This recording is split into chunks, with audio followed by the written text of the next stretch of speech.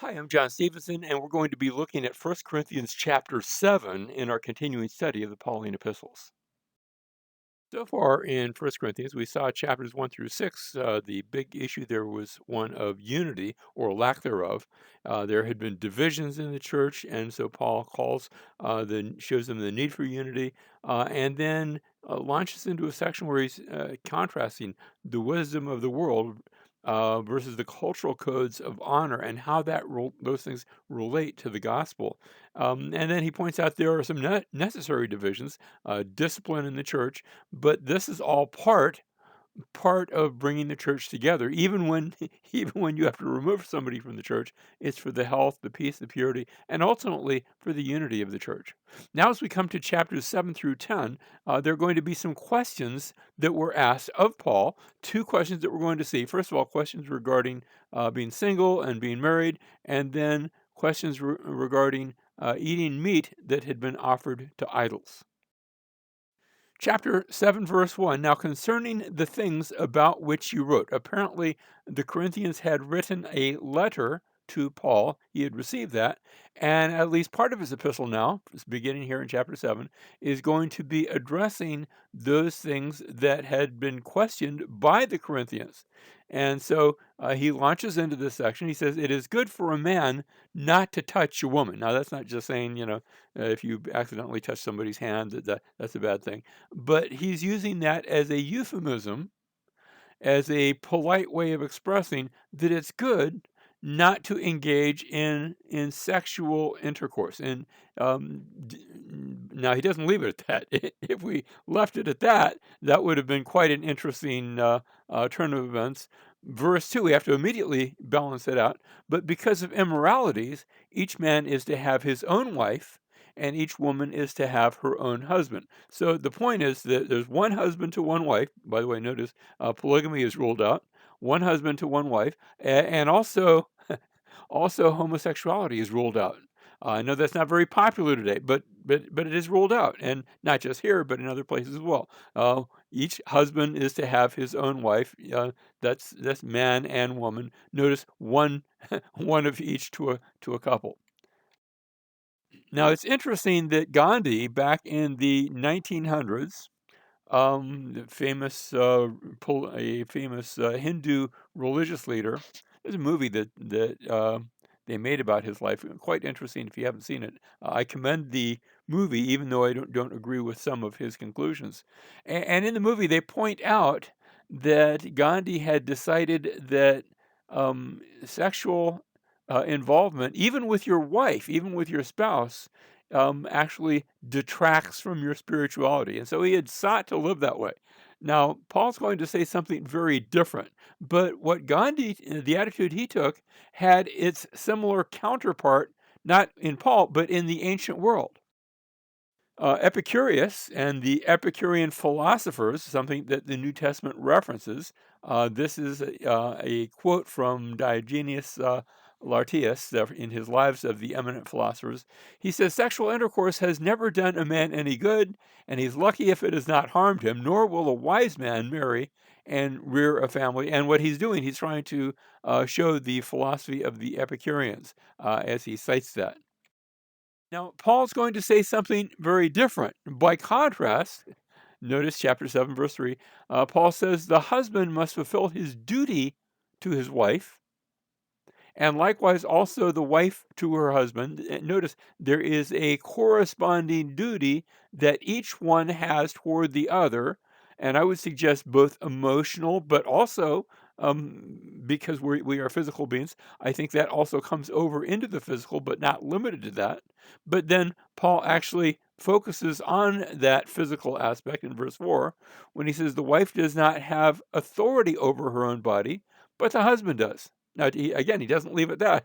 Um, um, in fact, if he had just said that, that would have probably been, all the Greek men in the city would have said, well, of course, that's what we've always believed. But he doesn't leave it at that.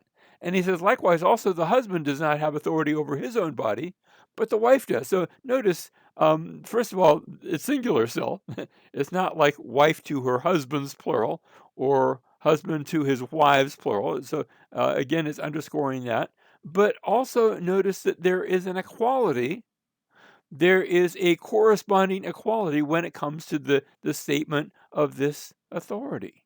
Now, that was very non-Greek. That was very countercultural in the day when Paul said this. Verse 5, stop depriving one another. And so this is a call that you should both emotionally, but I think sexually too, that married couples are called to be involved in one another's lives, both emotionally and sexually. I think those are supposed to be linked if we're if we're doing things correctly. Notice, except by agreement for a time, so that you may devote yourselves to prayer. So there could be those situations where for a time you agree that you're going to be apart and you're going to be devoted to the Lord. But notice it doesn't stop there. And it says, and come together again so that Satan will not tempt you because of your lack of self-control. Now, he says this, he adds in verse 6, but I say this by way, so yes, it's okay to be apart both sexually and I think maybe even emotionally for a specific amount of time. But notice he's not telling them to do that. He's allowing them. He says, "But this I say by way of concession, not of command." I'm not telling you to do that. I'm not telling you to fast with regard to your sexuality or with regard to your emotional involvement. But I'm saying if you both agree, then you can do that for a time, but only for a time because temptation will rear its ugly head. Verse 7, yet I wish that all men were even as myself. Now, he's expressing now his own desire and you say, what do you mean by each man as myself? Well, Paul was single. Now, had Paul been married and was he widowed? If so, he's not wishing that everybody's wife would die, but he is speaking with regard to his singleness, that he says, it's good to be single. And we're going to see that explained in this chapter. But again, he doesn't stop there. We have to take each statement and balance it with the next. However, each man has his own gift from God. For some, that is a gift that has been given. Let me just say, for others, it is not a gift. I've been married as I'm recording this. I've been married. We're going on 49 years. Just in a few months, we're going to celebrate our 49th anniversary. So let me just say, I don't have that gift. and yet, and yet, I know people, including my sister. She's never been married. She has, she considered it once and decided, no, I'm not really, there was somebody who had actually proposed and asked, and her response was, I don't really want to do that. I'm not in love and don't feel the need to. And so she has lived her entire life. She's my older sister. She has lived her entire life not being married, and that's good. It is a gift that she's received from God. I've known others. I've known both men and women with that. And notice they're not all necessarily the same. One in this manner, another in that. So that can look slightly different in each case. But that's a gift that God gives, and He does not give that to everyone. And so Paul's going to explain that it's easier for the single believer to withstand persecution and hardship. We'll see that in verse 26. The single believer doesn't have to deal with the stress of marital problems. We'll see that when we get down to verse 28. The single believer does not have the distractions of married life. And let me just say, I speak from experience, there are some distractions in married life. It's not just, thinking about the Lord 24/7. You have to think about your spouse, and then children come along and you have to think about them. So there are distractions. I'm not saying it's not worth it, but they are distractions. And so each man has his own gift, one in this manner and another in that. Verse 8, but I say to the unmarried and to widows that it is good for them. And notice um, he's going to go back and forth between those who are married and those who aren't. And right now he's addressing the unmarried, as well as people that had been married but are not because of a divorce, but because one spouse has died. And he says it's good for them if they remain even as I. So the unmarried, in their cases, they had not been married. In the case of the widows or widowers. These are people that had been married and now the spouse has died. Um, and there's something good if they're able to, if they remain even as I, but if they do not have self-control, and not all have that self-control. So if possible, he says, stay single. If they do not have self-control, if it's not possible, then get married. Let them marry. That's what he says. Verse 9, for it is better to marry than to, and my translation says, than to burn with passion. Now, notice how the words with passion have been added by the translators. They were trying to help explain what Paul is saying when he says it's better to marry than to burn. And by the way, I think they're correct. We see that language used by Paul back in Romans chapter 1 and verse 27, where he's speaking of some of the sinful actions of the unbelievers, how in the same way also the men abandoned the natural function of the woman, and here's that term, and burned in their desire toward one another. So I think maybe that burning here is likewise. Now, here in this case, he's not talking about burning with homosexual passion, but he's talking about burning with sexual passion, but there's a place, an outlet for that, if that's the case. And the outlet is to be married to a spouse. Now notice, he's not advocating homosexuality. He's saying, but he's advocating a husband and a wife coming together and being married and engaging in that. Verse 10, but to the married, I give instructions, not I, but the Lord. Now, notice he switches over. He's been talking about the single. Now he switches over to the married. And people have looked at what he says here at the beginning of verse 10. I give instructions, not I, but the Lord. And people have looked at that and said, oh, Paul's just giving his opinion now. This has nothing to do from God. This is just Paul's sanctified or maybe not so sanctified opinion. Well, that's a wrong view. What he's doing when he says, I give instructions, not I, but the Lord, he's quoting Jesus. He's saying, I don't have to tell you this. Jesus already told you this. And here's what Jesus had said, that the wife should not leave her husband. But if she does leave, she must remain unmarried or else be reconciled to her husband, and that the husband should not divorce his wife. Jesus said that back in the Gospels. If you were married, then stay married. Or if you are unable to stay married, if you have to, for whatever reason you can't be there, maybe there's a physical situation that won't allow, whatever that reason, if you are married and you cannot stay married, then he says, then Paul says, stay single. It's one of the two. If you're married, either stay married, or if a divorce is necessary, then stay single. Now he's going to give some additional caveats in a bit, but that's the general rule, and that's the rule that Jesus had given. Verse 12, but to the rest I say, not the Lord. And notice he was talking about the married, but now he's going to add something that Jesus had not talked about. Here's like a different situation, that if any brother has a wife who is an unbeliever, what happens if you're married to an unbeliever? Now, let me just say at the outset, we're going to see this in 2 Corinthians, that we're going to be told, don't get married to an unbeliever. If you're a Christian, you have no business marrying an unbeliever.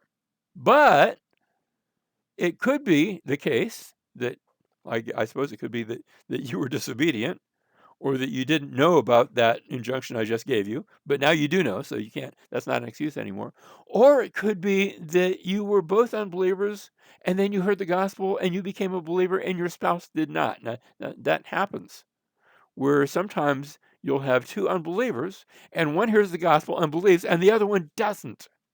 So if, no matter how it came about, if a brother has a wife who is an unbeliever and she consents to live with him, he must not divorce her. And notice it goes, that's the husband, and it says the same thing basically to the wife. And a woman who has an unbelieving husband, and he consents to live with her, she must not send her husband away. Again, stay married. So if you are married to an unbelieving spouse, the point is stay married. Now, again, we're going to have some caveats, some additional, whatabouts thrown in. Verse 14, for the unbelieving husband is sanctified. Now, that doesn't mean the unbelieving husband is automatically saved.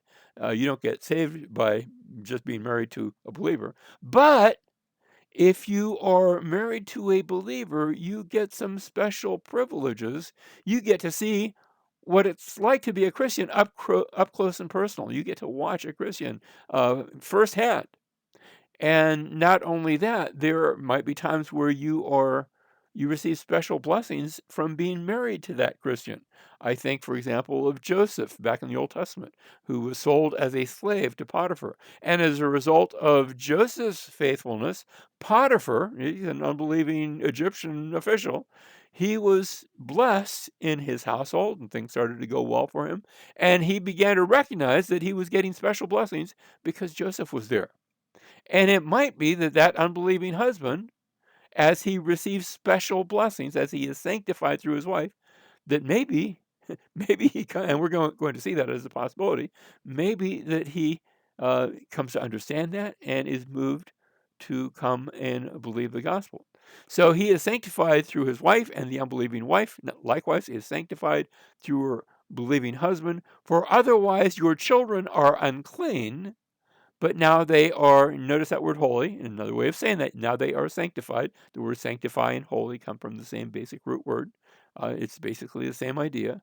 And they are also set apart because now they have at least one believing parent, and they can therefore hear the gospel and see it in action and come to faith. They have the opportunity to come to faith. That's what it means when it says they are holy. They are set apart for that special blessing. Verse 15, yet if the unbelieving one lives. Now, in that situation we saw, you've got a believer married to an unbeliever, and he says, stay married. But what happens if that unbelieving person doesn't want to stay married? If the unbelieving one leaves, let him leave. The brother or sister is not under bondage in such a cases, but God has called us to peace. That's sort of the overreaching principle. You're not there to fight with that individual. If that individual says, I don't want to, and I've actually known couples where one became a Christian and the other didn't, and the one that did not says, I don't want to be married to a Christian. I didn't sign up for that. Um, and notice God has called us to peace. But then he continues for those that do not leave, verse 16, for how do you know, O wife, whether you will save your husband?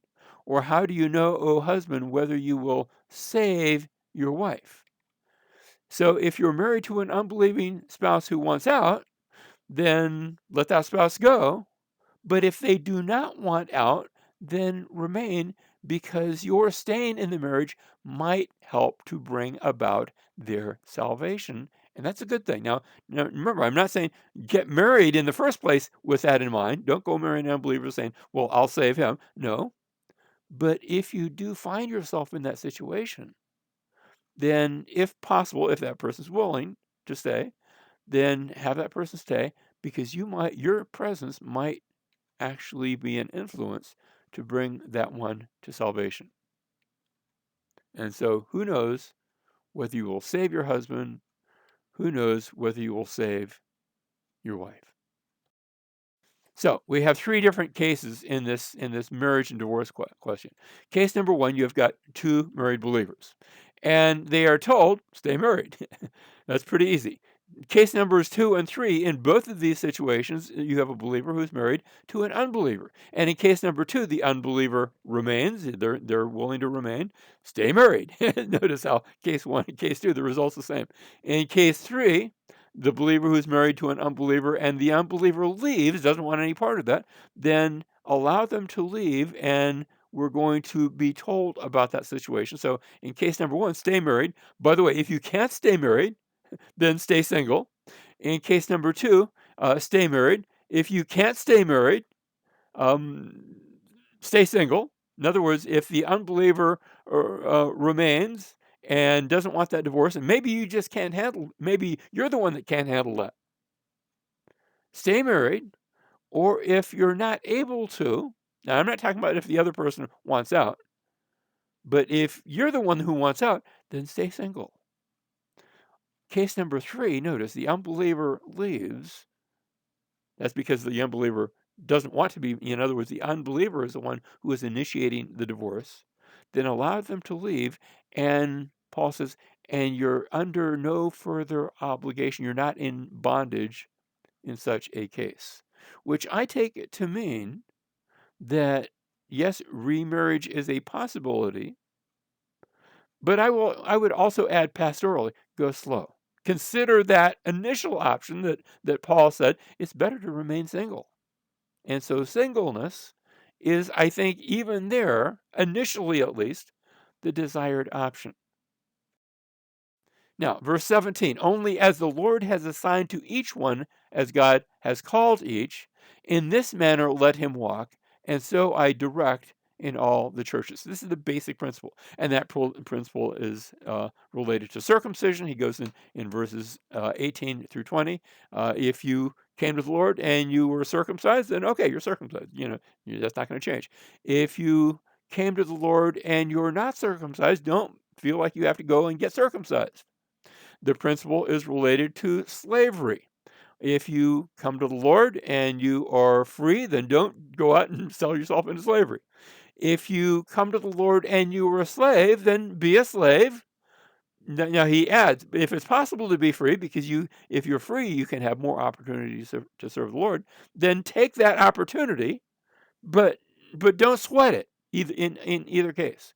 And then he relates the principle to marriage, which is the way we started off. And again, as you were called, as you came to faith, and if you were single when you came to faith, don't feel like you have to run out and get married. If you were married when you came to faith, don't feel like you have to try to get a divorce and get single. The principle is, as you've been called, so let him walk. That's the general principle. We'll see some exceptions, but that's the general principle. Verse 25. Now concerning virgins, these are those that are unmarried. And what's more, in the context in which he's going to deal with it, it's specifically dealing with the father who has virgin daughters who have not been given in marriage. Now, concerning virgins, I have no command of the Lord. So notice again, Jesus did not address this, but I give an opinion as one who, by the mercy of the Lord, is trustworthy. So he's going to give, I think, a sanctified biblical opinion. But Jesus did not address this, so he's not going to quote Jesus. And here's what he says, verse 26, I think that this is good in view of the present distress, that it is good for a man to remain as he is. Again, the first option and perhaps the best one, now it might not be viable, but consider staying single. And so notice this is because of the present distress, because of the persecution that was going on, because life was hard. And let me just say something. It gets a little bit harder for most people when they get married. Verse 27, are you bound to a wife? Do not seek to be released. Are you released from a wife? Do not seek a wife. But if you marry, and so notice, if you marry, you have not sinned, and if a virgin marries, she has not sinned, yet such will have trouble in this life, and I'm trying to spare you. Marriage brings, or at least has the potential to bring, marital trouble. That sounds sort of obvious, doesn't it? Trouble very oftentimes, doesn't have to, not always, but trouble has a tendency to come with marriage. And so he's saying, just be aware of that. That doesn't mean that you're sinning if you get married, but be aware that marriage has its own package, its own luggage that comes with it, and that luggage is called trouble. Verse 29, but this I say, brethren, the time has been shortened. Notice we're living in certain times, Paul is saying, so that from now on those who have wives should be as though they had none, and those who weep as though they did not weep, and those who rejoice as though they did not rejoice, and those who buy as though they did not possess, and those who use the world as though they did not make full use of it. For the form of this world is passing away. This world is not all there is. This world is not permanent. And so even marriage, can I say it this way? Marriage isn't permanent when viewed from eternity. Marriage is for this life. And I think it can be a good thing for this life. It can also be a bad thing depending on that person to whom you've married. Um, it takes two to make a marriage. It only takes one to make a marriage difficult. Let me just say it that way.